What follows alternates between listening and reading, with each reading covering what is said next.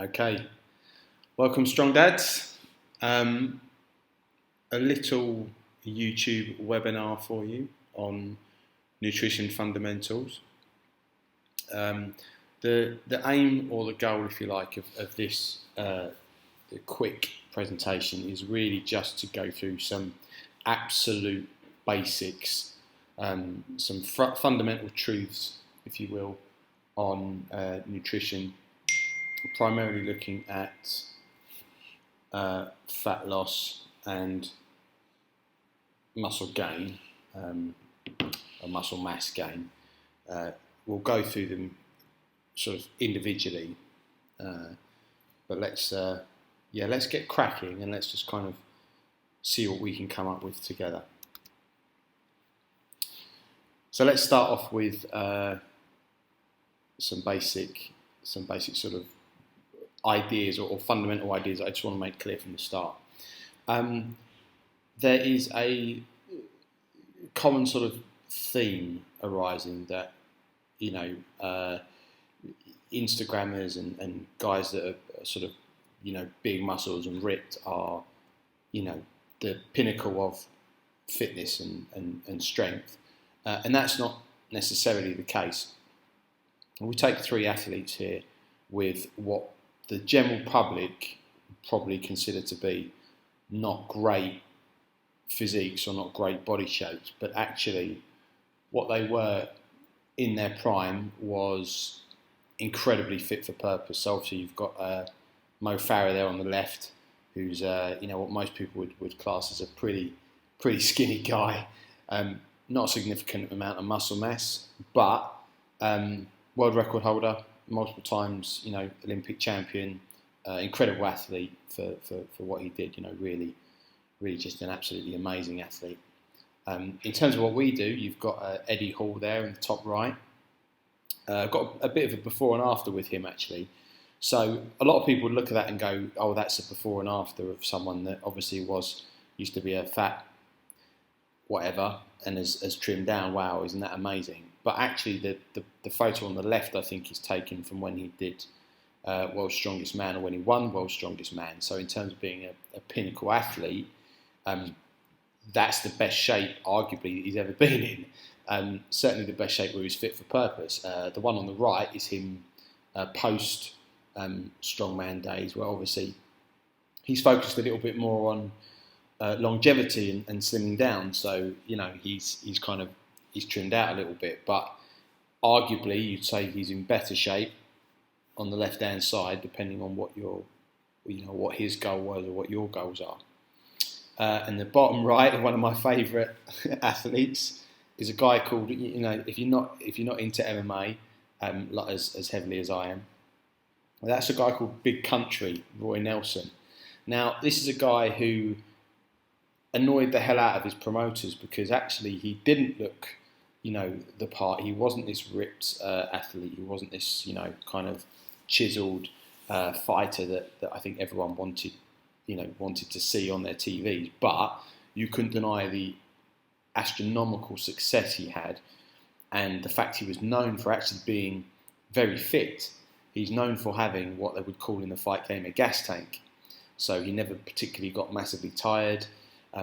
He would knock people out left, right, and centre, regardless of his body shape. So, in terms of being fit for purpose, very arguable this one. Because I think if he did slim down, he'd probably be even better. But his physique did, play into his strength. So, bear that in mind when we're talking about all this. It's all about, nutrition fundamentals and what we call body composition is really about the goals that you're trying to achieve. So, onto that, really, we start with, well, what is your personal goal? Every one of you is going to have a goal or a personal journey that you're on, and that could be, muscle gain, that could be strength gain. Now, those two things are they go hand in hand, but also they're very, very different as well. When I talk about muscle gain, we're talking about really what we would call hypertrophy, so increase in muscle mass and size. And we're not going to get into because even within that term, there's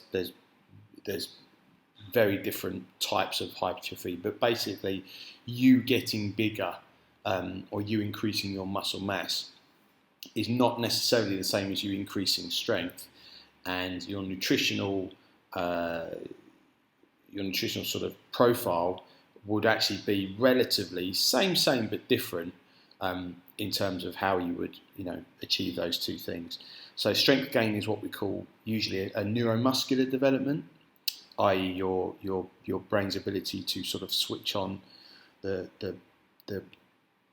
muscles you have, if you like, and muscle gain, mass gain is increasing actual meat on the bone, for want of a better word. Improved health, obviously, I think all of us should really be striving for that. Increased performance, whether that's in the workplace, at home, or on the field. For us, strong dads, wherever, really, I think we could all do with, I don't think anyone's looking to decrease performance in their life. Lose fat. We say lose fat as opposed to losing weight, because again, those two things are slightly different. They're very much closely aligned, and don't let anyone tell you that they're not. But again, there is a slight discrepancy between the idea of losing weight, which could be water weight, it could be muscle mass, or it could be fat. So when you hear me say things like fat mass means basically losing the fat, as opposed to sort of cutting water. We could all lose quote unquote weight tomorrow. We just stop drinking and we dehydrate or go and sit in the sauna for half an hour, but you wouldn't have lost any fat. And eating for longevity. So again, something that certainly has been playing on my mind in the past few months is eating for longevity.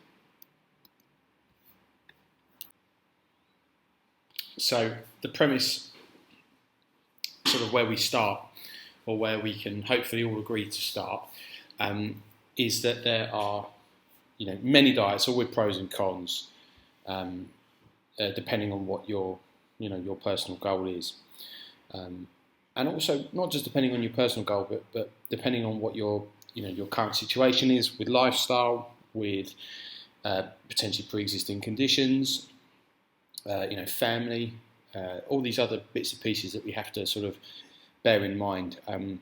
Often you see people touting various different diets or sort of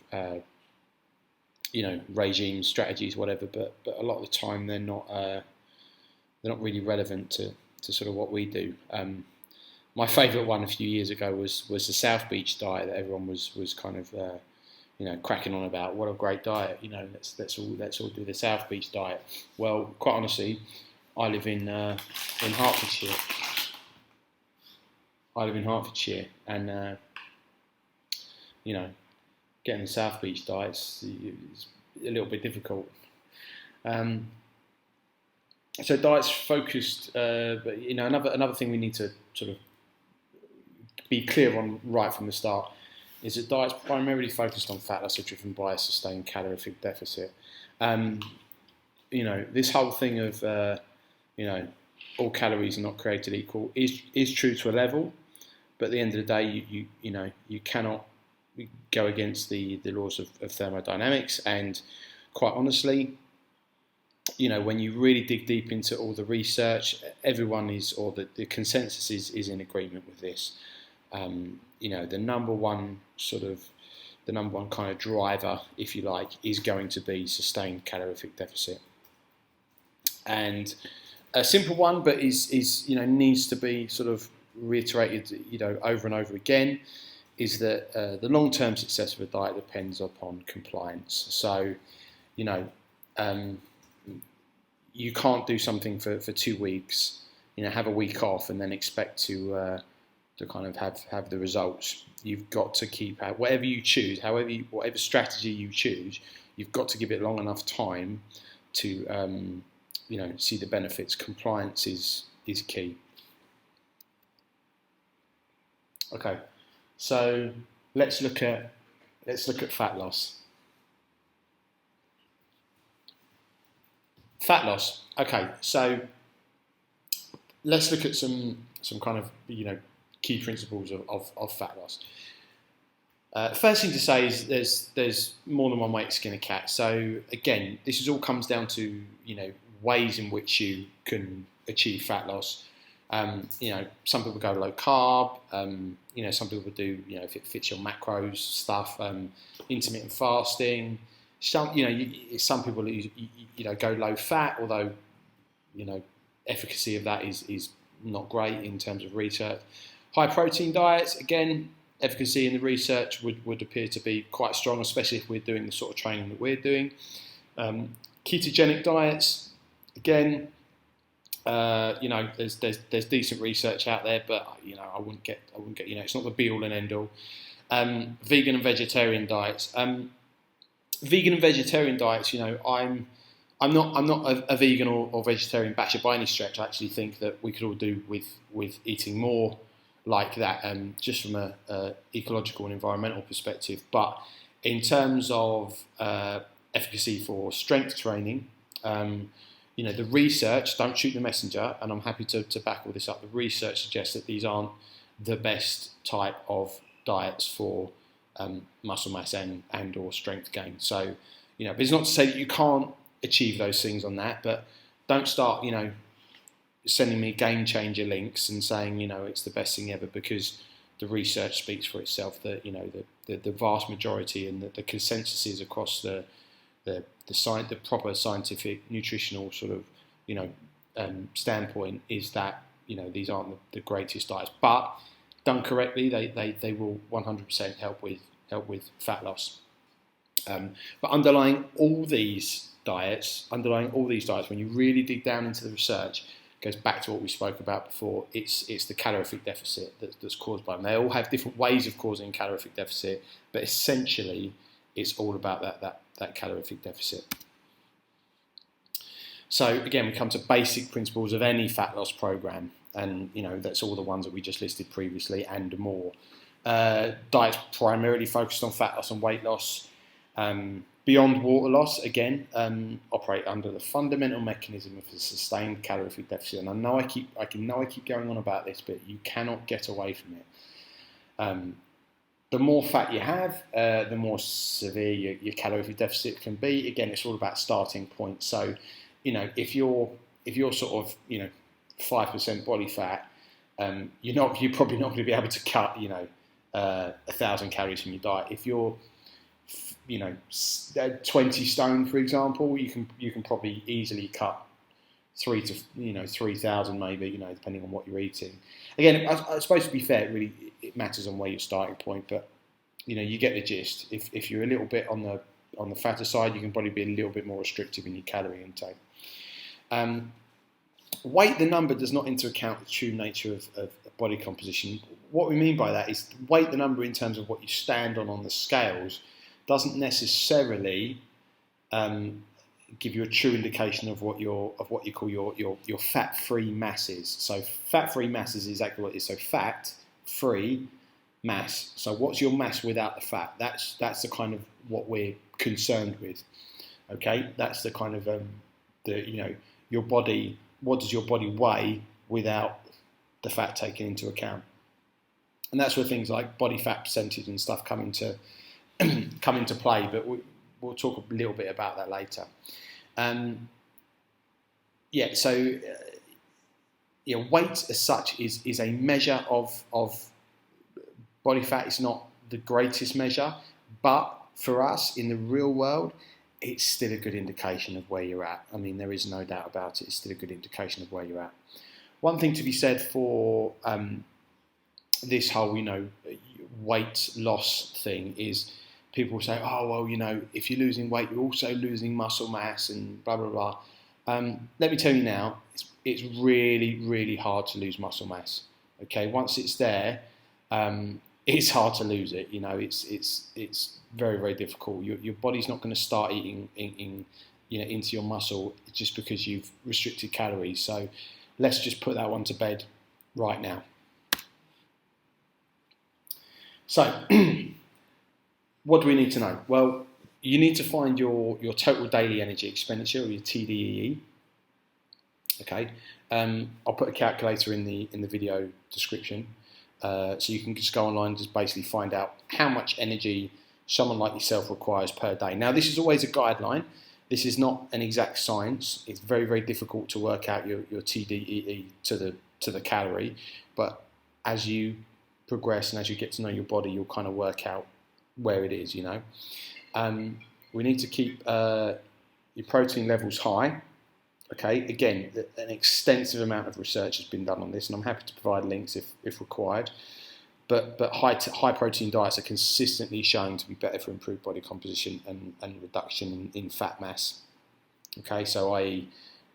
the higher your protein intake in an overall sense of your diet, the more chance you are to lose fat as part of a calorie controlled diet as well. Yeah, and you're looking for 1.4 to 1.8 grams per kilogram of body weight. Now that is what an athlete would probably eat. Okay, a lot of the stuff that I do is taken from the International Society of Sports Nutrition, which is where I studied.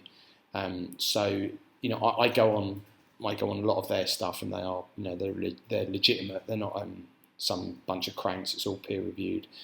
A lot of the research says that's where you need to be at. Now, that is for athletes. You could probably reduce that slightly if you're just a mere mortal like us. But I think if you hit that lower part of the number, you'll be doing very, very well. And that's going to be quite difficult for a lot of you as well. It's a lot of protein for some of you. Maybe not dairy. He probably just eats that for breakfast. Reduce total energy depending on your current intake. So again, looking at reducing your calories per day. Start with like 500 and see if you can drop or increase from there. But it's all going to be a personal preference. And again, consistency and staying the course is what's really going to kind of get you some serious results. Okay, so some resources. MyFitnessPal is a good resource. I personally use NutriCheck. It's a bit more UK based, NutriCheck, but it's decent.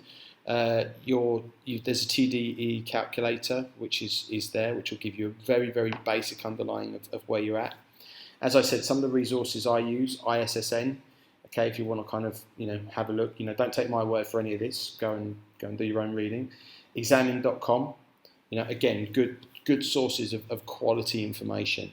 A little bit sciencey, but again, you can read the abstracts and you can get a general gist of where you're at. There's so much rubbish out there that it's really important that you actually check from good sources.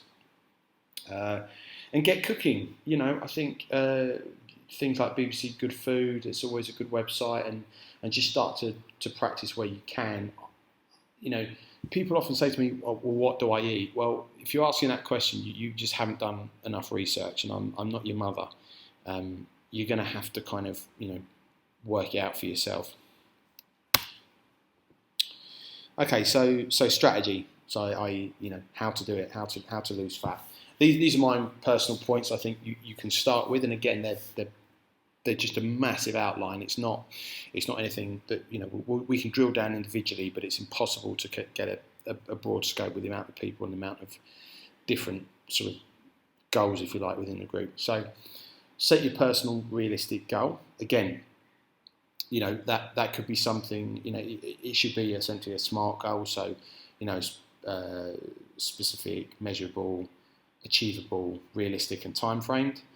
But I think realistic is the key here. If you're sort of 20 stone, don't think you're going to get on the cover of Men's Health inside 6 weeks. Yeah. Be accountable. So you can join our WhatsApp group, for example, our Eat Well Sleep Well WhatsApp group, which is good. But you don't have to necessarily be accountable to the group. You can just be accountable to your wife, husband, kids, whoever it might be. Just be accountable to somebody. That's really important. Somebody or something. There was a good suggestion of actually physically writing down a contract, which actually I do think is a good way to do this. If it's written down and you've kind of you've signed it, you've committed to that, then you're accountable to that contract. That's a good way of kind of putting it down on paper and going, I'm actually going to do this. Record, monitor, measure, evaluate. Well, same with your training, really. A food diary, a record of what you're eating. Even I'm not a fan of the selfie, as you know, but in this instance, it doesn't have to be shared with anyone necessarily, but you can use it as a record for, how you're improving. An easy one, quite honestly, as we went back to, is just taking your weight, once a week at the same time, the same place, on the same scales. Monitoring your food intake using MyFitnessPal or NutriCheck, or just a basic written down food diary, whatever. You've got to remember that we have a tendency to not take notes of everything we're eating. It's very easy to eat on the go and then leave that out your MyFitnessPal and go, oh, do you know what?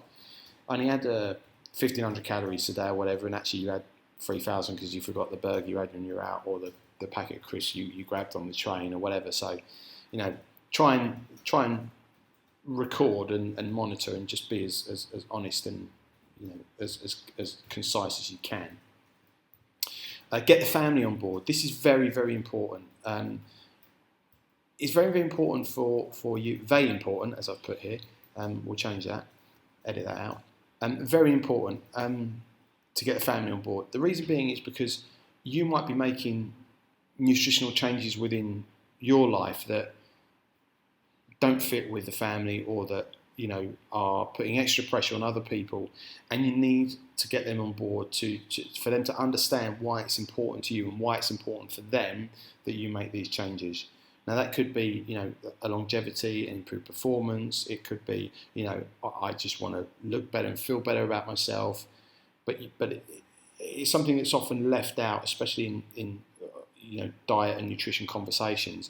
We look at ourselves as a sort of one central person, and really we're part of a connected network. So you need to get other people on board. You need to help them understand why this is important and why you're doing these crazy things like taking photos of your food, or typing things into your phone when you're about to eat.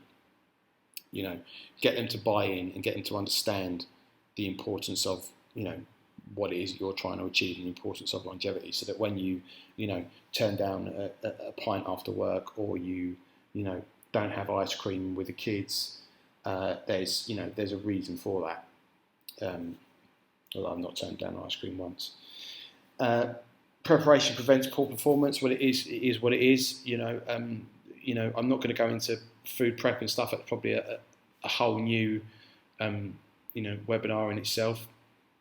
But get yourself some Tupperware and start preparing food, and try and be mindful of how your week's going to go nutrition wise. You all know what you're doing next week for work probably, and if we're being serious about this, you need to start thinking about how your preparation for your nutrition goal is going to work as well.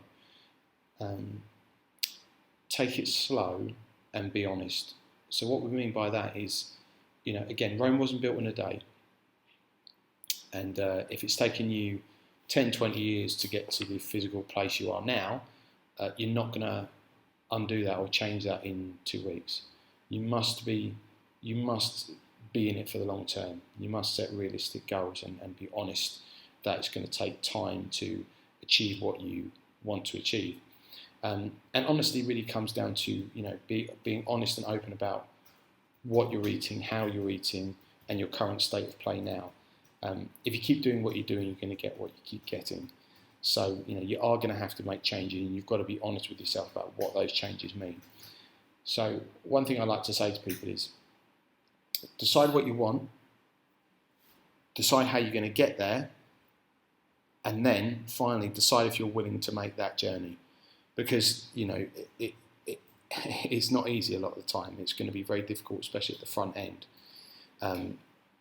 So you've got to be honest to say, am I willing to actually make that journey? Am I willing to make those changes? If you're not, that I get it. That's fine.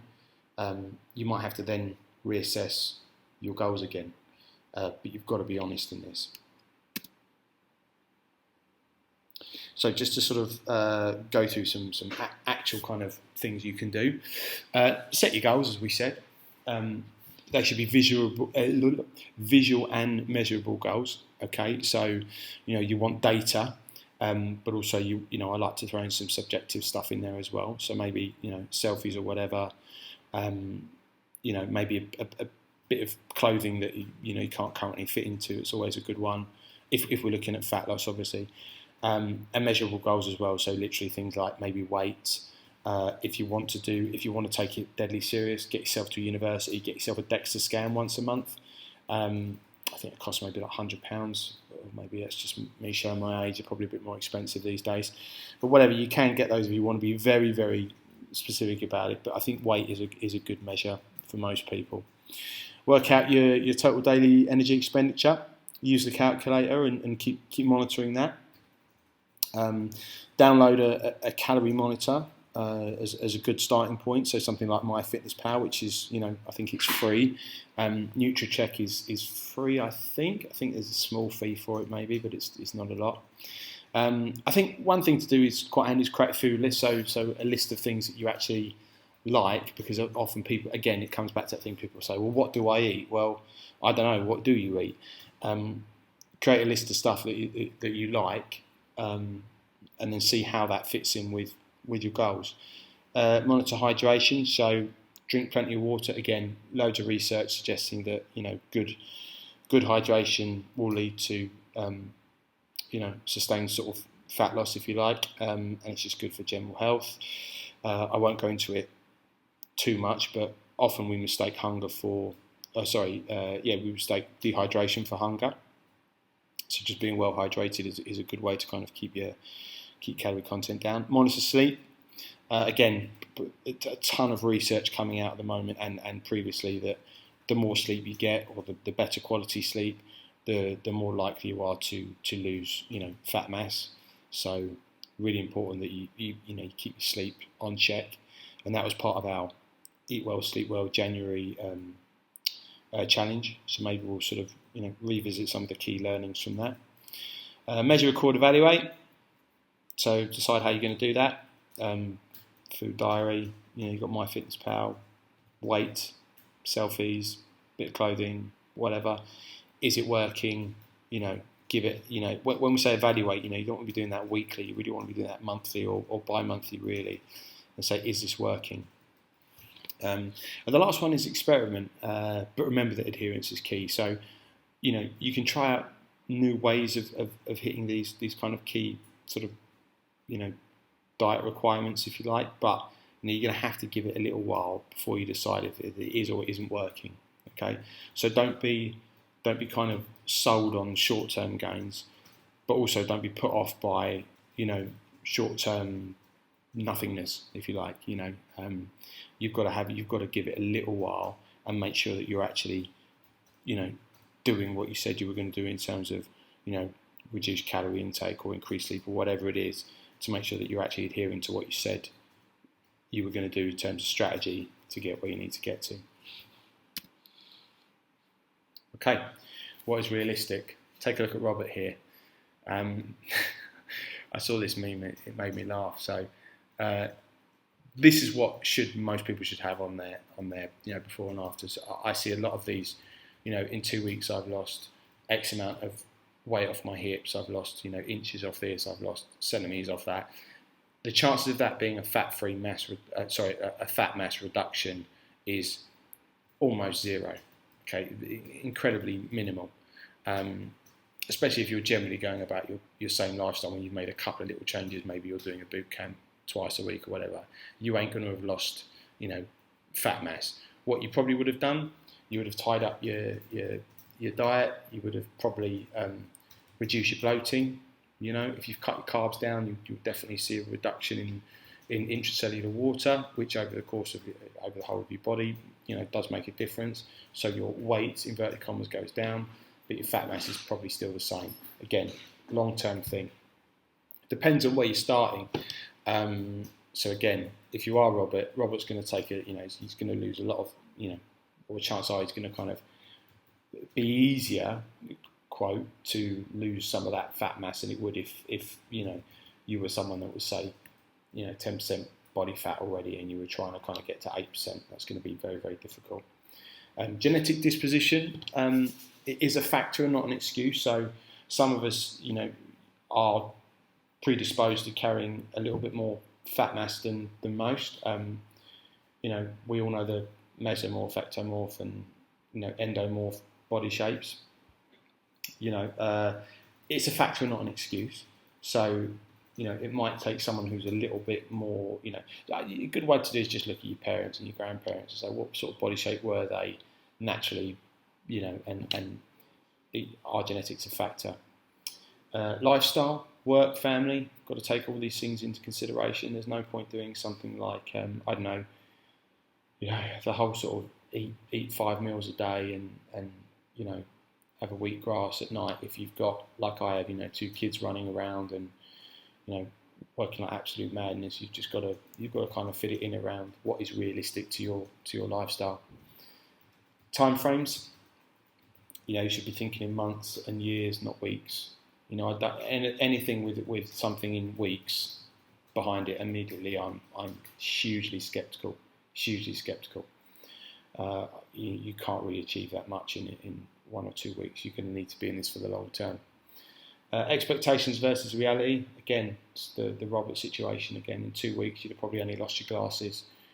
In reality, you need to give it time, and you need to look at all these things above what we've said, time frames and lifestyle and work and your genetic predisposition. So, if I'm 20 stone now, am I going to get on the cover of Men's Health within, 6 months? Am I going to get on the cover of Men's Health within a year? Am I, am I going to get it there ever?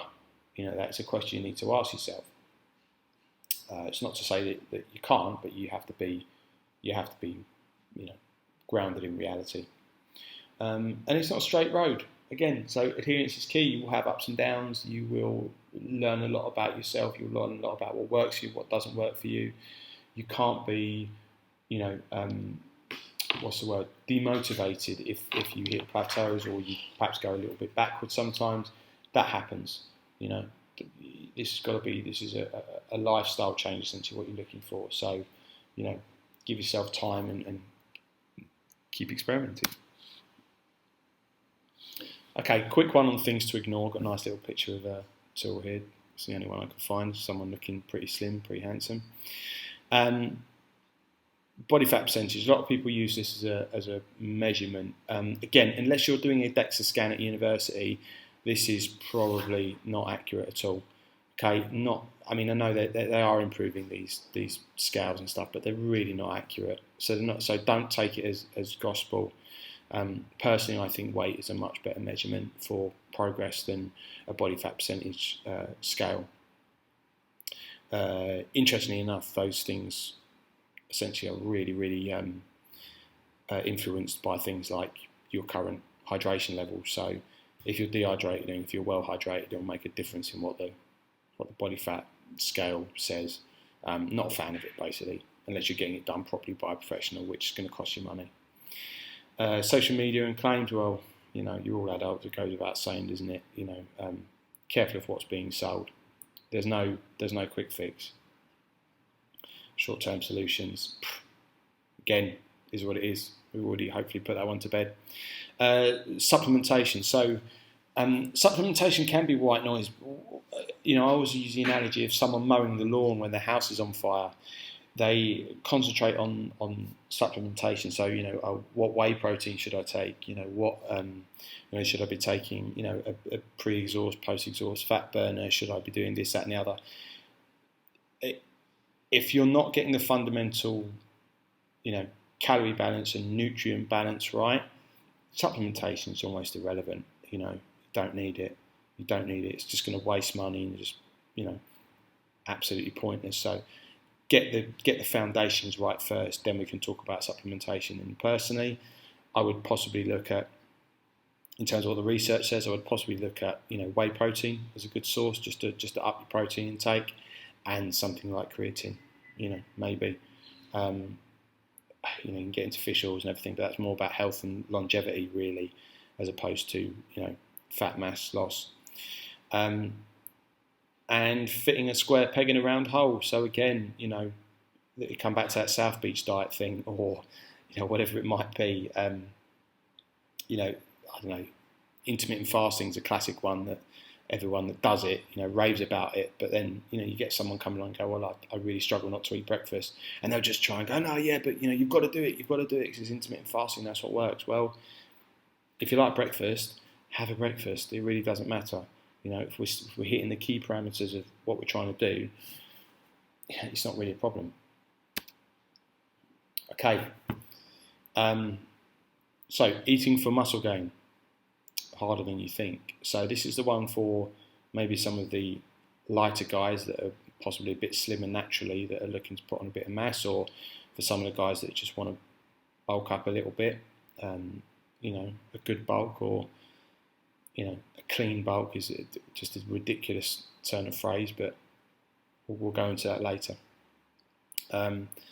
This picture is from a website called 70s Big, and I just put in there, you've got to be careful what you put to Google when you're looking at these things, but some muscle guy 70s or something, and they came up with I think this guy's Doug Jones or something. He's a power lifter, but bit of a beast and a good hairy chest there, so I thought I'd put that one up there for you guys. Okay, basic principles of hypertrophy, muscle mass gain, not to be confused with strength. Okay, so again, hypertrophy is literally the meat gain, if you like. Let's put a few things to bed first. Is you cannot lose weight and build muscle at the same time. You cannot ride two horses with one arse. So a lot of people will say, they'll use things like clean bulk and come to our gym, build muscle, lose fat. Well, you can do those things, but they're usually mutually exclusive. Some people can do it, but they are the absolute 1% exception, not the rule.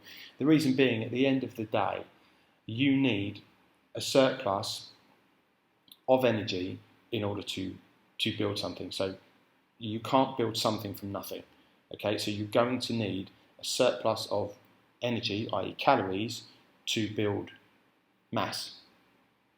Okay, so that means eating more than your basically your kind of total daily energy expenditure. So that thing that keeps you in balance, i.e. you're not putting on fat or muscle, and you're not losing fat or muscle. That's your kind of your daily kind of thing that keeps you in what we would call homeostasis, if you like.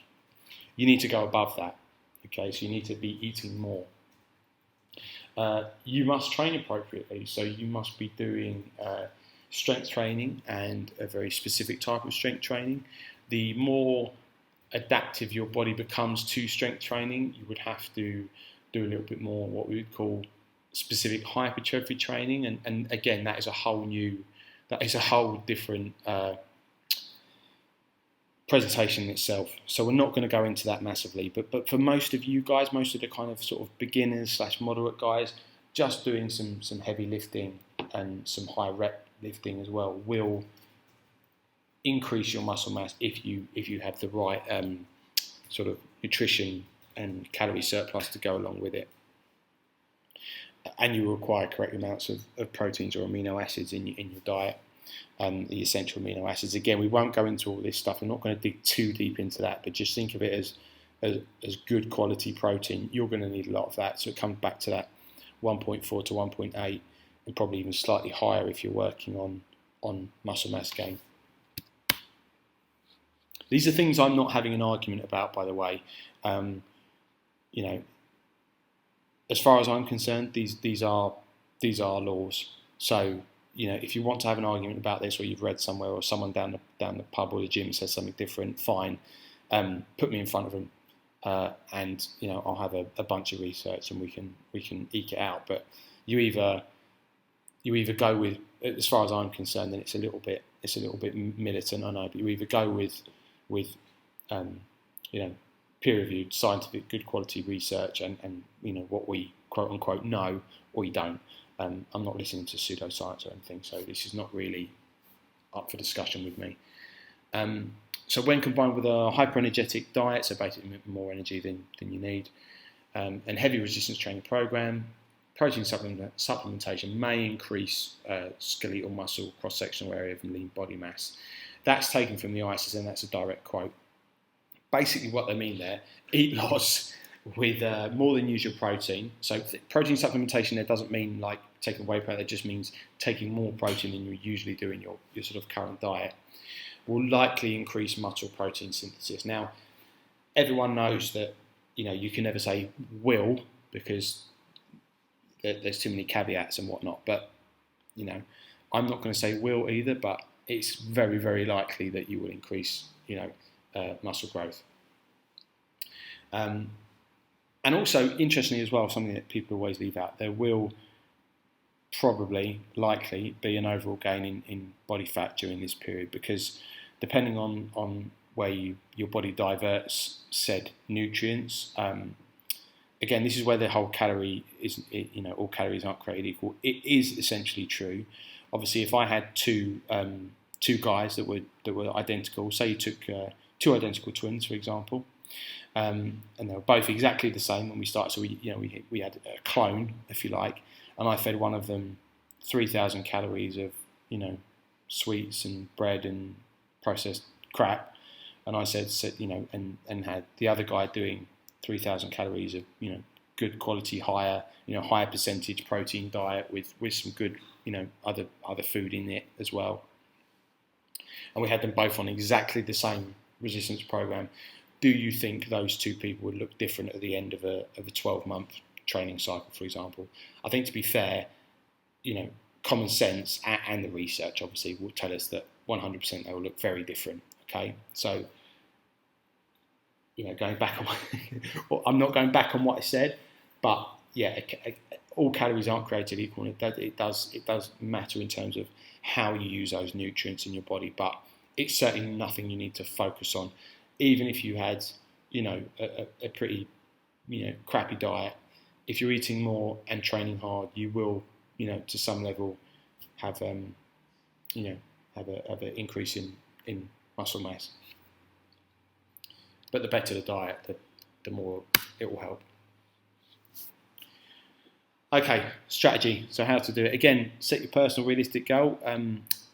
Based on your genetic composition, often if you are a Mo Farah of this world and you want to look like The Rock, that's fine, but it's probably unlikely. You're going to need to some of this is going to need to be grounded in your genetic composition. Also, be aware that a lot of people that are online on Instagram are using anabolic steroids, even if they say they're not. They are. It's absolutely rife. Okay, so it's everywhere. Now, if you want to do that, fine. I don't judge. I'll judge you personally on an ethical position, but that's another chat we need to have. I don't think it's a good idea. I don't think it's a good idea from an ethical standpoint, but it does happen. You cannot look to get the same results as those people do. You just can't. And again, I'm happy to go into that deeper, but it's, you've got to be realistic. Be accountable again, tell everybody, join the WhatsApp group. Record, monitor, measure, evaluate. That goes without saying. Again, food diet, what you're taking in, a record of your sort of size. Selfies, again, piece of clothing is a good one for this as well. Start filling it out. Get the family on board. These are all kind of across the board, really, aren't they? Your preparation is going to be important. You need to take it slow and be honest. Personally, I think that gaining muscle is a lot harder and it does take a lot longer than losing fat. Okay, personally, that's how I feel. And actually, for me, in terms of my genetic composition, it's a lot arguably easier for me to build muscle, but it's still harder, if that makes sense. And ignore social media and all the bullshit that surrounds that. Some very, very dodgy claims out there just aren't grounded in science. So a couple of things you can do right now, 9 steps if you like. You can set your goal. Yeah, smart and measurable. You can work out your TDEE. So you're going through basically the same sort of things as the fat loss people do. They're very similar, just sort of going the other way. The one thing I would say is record your protein intake. Make sure you really need to make sure your protein intake is high. And in terms of monitoring your calories, for me that's optional because it doesn't take as much to sort of work out if you're eating enough. Record your protein intake and monitor your hydration. Again, goes without saying. Just improves cellular function if you're well hydrated, which means you're more likely to build muscle with good hydration. Monitor your sleep. Muscle will grow in your sleep. That classic thing of abs are made in the kitchen and muscles are made in the gym is rubbish. Both are made when you sleep. Experiment, but again, adherence is key. That goes for the essentially overeating, which is what you're doing, but also goes for your training as well. It should be said that most people flit around with training programs, and if you stick to it, then you're going to get results. I've seen people get really good results on terrible training programs. The difference being they've just stuck at it and they've been there day in, day out. Give yourself time, especially if you're doing this well, and hopefully you all will be doing this naturally, i.e. no anabolic steroid abuse. It's going to take time to get some decent muscle mass on the bone. It is what it is. You've just got to keep persisting, going at it. Strength and muscle mass is a long game. It's a very, very long game. The good thing is, we're seeing now older athletes continue to make growth and gains. So don't think because you're starting at 30 or 40 or 50 that you're over the hill. You're not, or even 60. There are a growing body of research saying that we can still get good development and good gains in later life. So good news for all of us. So a quick one on protein sources. Excuse me. An attempt should be made to consume whole foods which contain high quality protein. This comes from ISSN again, this is a direct quote. Not rocket science, but try and get sort of whole, sources of whole protein. Milk, eggs, fish, whatever, it's pretty self-explanatory really. Soy and vegetarian protein, whether you like it or not, research is pretty clear. It's not great. It's usually incomplete in terms of doesn't have all the essential amino acids for muscle protein synthesis. The other thing we need to take into consideration is that the supplemental protein, i.e. whey protein and other such and the like, is a safe and, for me, convenient method of ingesting a lot of dietary protein, because getting that amount of protein in your diet can be difficult. What's realistic? Here we are. This comes back to the the anabolic steroid thing. It does, okay, it depends on where you're starting, and there's a genetic disposition and everything, and you have to take it to all the things we said before you have to take into account. But without the use of anabolic steroid, I see a lot of these celebrity transformation things, and they go, oh look, he did this program, and in 12 weeks getting ready for the Wolverine or whatever, he it's not a great picture, because actually he's pretty big in the first picture, he's more cut down in the second picture there. But if someone suddenly puts on a shed load of muscle in a very, very short space of time, I am massively sceptical and usually say, someone's taking something a little bit extra in there. It can be very, very hard to put on. And often a lot of these guys aren't naturally what I would call sort of, big, sort of strong, huge units, naturally. So you've got to look at it realistically and go, something's a bit off there. So just be aware of that, because I'm seeing that coming up more and more and more. There's a lot more people on steroids than I think are saying they are. So again, genetic disposition is a factor, not an excuse. You can still get good, muscle mass in time. Think in months and years, not weeks. And yeah, it's not a straight road. So again, I know a lot of these principles are they are principles, so they're underlying of all sort of body composition goals. You can apply them, left and right in terms of what you were trying to achieve. But hopefully that gives you, a really sort of overriding starting point, if you like, for where you should be focusing your time and your efforts. If there's anything else you'd want to sort of talk through more specifically, do let me know.